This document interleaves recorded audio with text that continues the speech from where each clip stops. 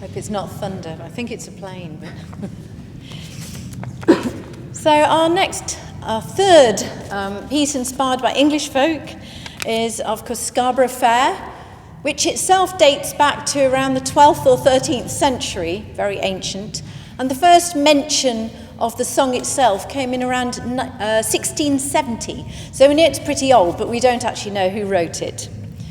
In 1966, Simon and Garfunkel released their album Parsley, Sage, Rosemary and Thyme, so you'll guess where they got that title from, and apparently had been introduced to this beautiful Old English tune by Martin Carthy, and he was born in 1941 and has only just hung up his guitar and stopped singing, as far as I know, in public anyway.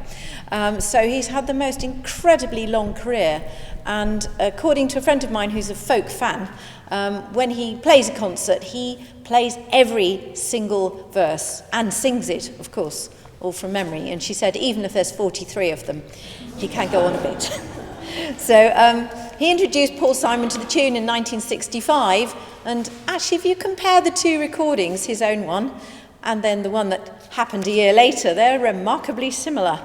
And this is partly to do with the fact that they're both based on the Dorian mode, and they're both played on guitar. So the way that the chords work with the Dorian mode is that you would get in E minor, an E minor chord, and then an A major chord, because that's the kind of scale it's based on. So you've got a minor bottom, if you like, and a major top. And that's a peculiar thing to English, well, not completely, but English folk music is usually Dorian, and you've just heard 3 tunes that have Dorian scale, if you like, set of notes. So if you want to know a bit more about that, ask me afterwards.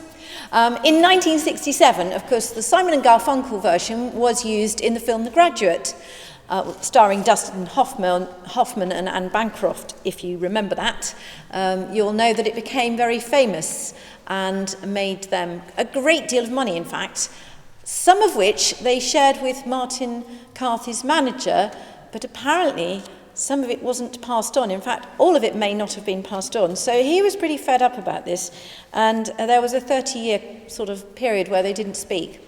In 2000, he was invited to play at a Simon and Garfunkel concert.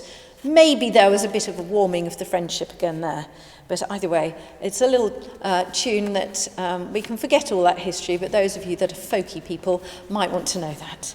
So here it is, and you will recognise it instantly.